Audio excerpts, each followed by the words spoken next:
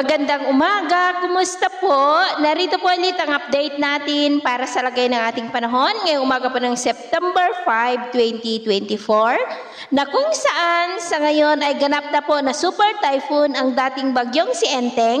at taglay na niya ngayon ang lakas ng hangin na umaabot po sa 185 kilometers per hour habang nagbabanta na po na mag-landfall hanggang bukas ng gabi yan po sa may southern part ng China bilang super typhoon. Pero kahit na malayo na po ang bagyo ay patuloy pa rin itong hinahatak at pinapalakas ang habagat na siya naman pong dahilan ng mga pag-uulan na nararanasan lalo na po dyan sa malaking bahagi ng Central Luzon,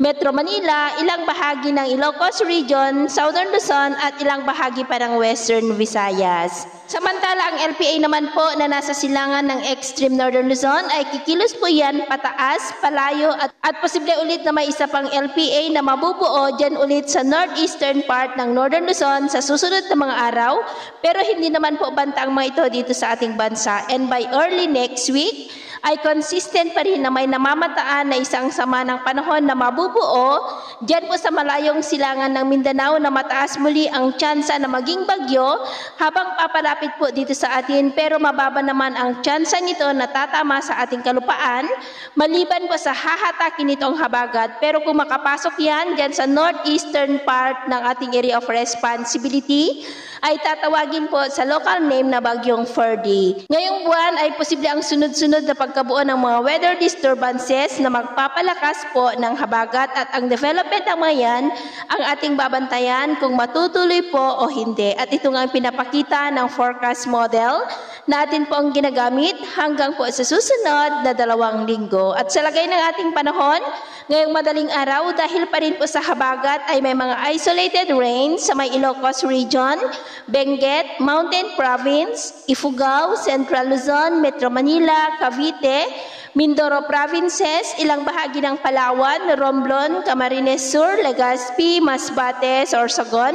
Aklan, Antique, Iloilo, Guimaras, Bago sa may Negros at southern part ng Leyte. At mamaya ay sisikat naman po ang araw sa malaking bahagi ng ating bansa pero dahil pa rin po sa habagat ay maulap pa rin ang kalangitan with isolated light to heavy rains dyan po sa may Ilocos Region, Benguet, Ifugao, malaking bahagi ng Central Luzon, Metro Manila, Cavite, Camarines Sur, Albay, Sorsogon, Romblon, Mindoro Provinces,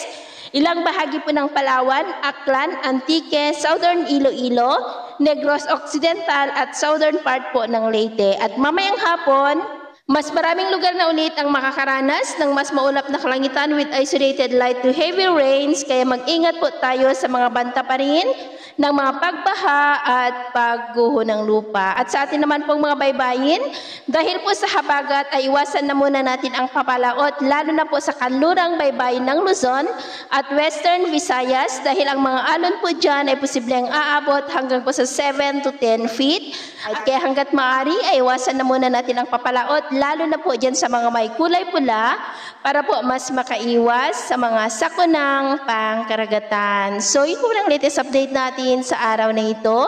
At ako po muli si James na nagsasabing sa kahit anong pagsubok po na darating sa ating buhay, huwag na huwag po tayong mawawalan ng pag-asa. Thank you and God bless!